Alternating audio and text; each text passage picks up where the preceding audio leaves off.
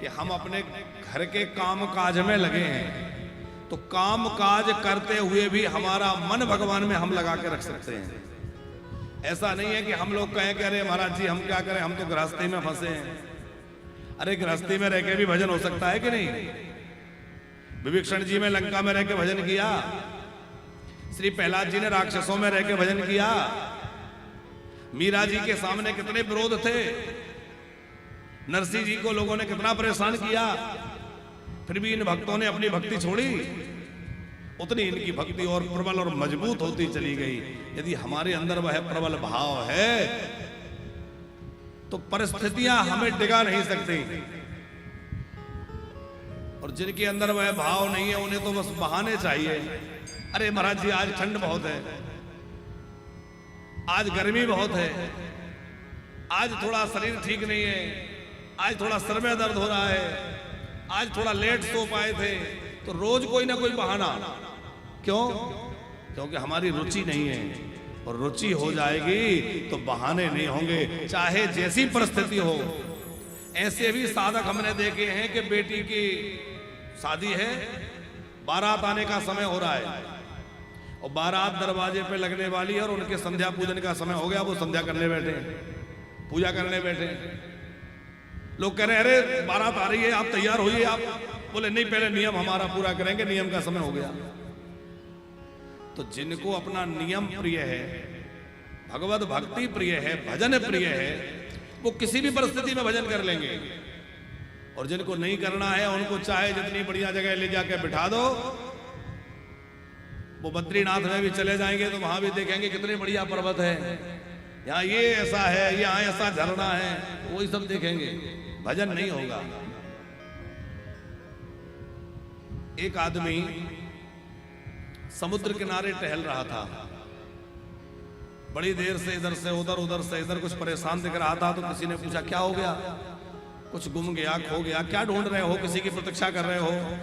बोले ना मैं किसी की प्रतीक्षा कर रहा, ना मेरा कुछ गिरा है, मैं तो ये देख रहा हूं कि समुद्र में लहरें आ रही हैं, ये थोड़ी कम हो जाएं, क्योंकि मुझे नहाना है।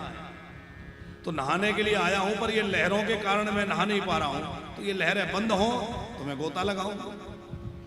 उस व्यक्ति ने समझाया अरे भले आदमी, समुद्र की मौजें कब रुकने वाली, वो तो लहरें चलती रहेंगी। यदि गोता लगाना है तो लहरों के बीच में ही गोता लगाओ और निकल जाओ, समुद्र की मौजें रुकने वाली नहीं है।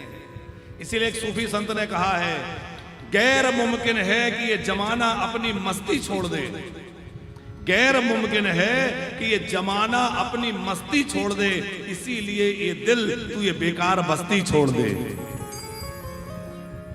इस संसार में तो ये उठा पटक ये सब चलता रहेगा साहब। हम सोचें कि सब कुछ बढ़िया हो जाए तब भजन करेंगे, तो सब कुछ बढ़िया कभी होने वाला नहीं है, एक दिन हम ही सुधार जाएंगे।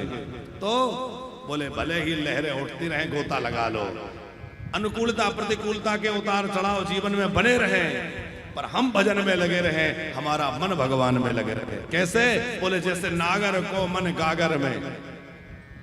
थोड़ा सा शार्प करना आवाज, बेस ज्यादा शार्प। जैसे नागर को मन गागर में।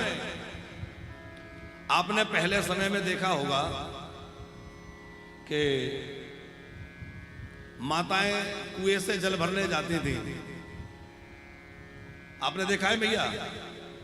कुएं से जल भर के लाती थी, पानी भर के लाती थी, तो वो 2 मटकियां सिर पे रख लेती थी, 3-3 भी रख लेती थी, एक के ऊपर दूसरी, फिर उसके ऊपर छोटी सी, एक हाथ में भी रख ली। और जब वो चलती थी तो हिलती डुलती भी थी, बातचीत भी करती थी, तो वो किसी से बात भी कर रही हैं, हिलडुल भी रही हैं, चल भी रही हैं, पर क्या मटकी गिरती थी? पकड़ के नहीं रखा उन्होंने, पर ऐसा बैलेंस बना के रखती थी कि वो गिरे नहीं। तो वो बात कर रही हैं, चल रही हैं, हिल रही हैं, डुल रही हैं, लेकिन उनका मन वहां लगा है कि इसका बैलेंस ना बिगड़ जाए, संतुलन ना बिगड़ जाए।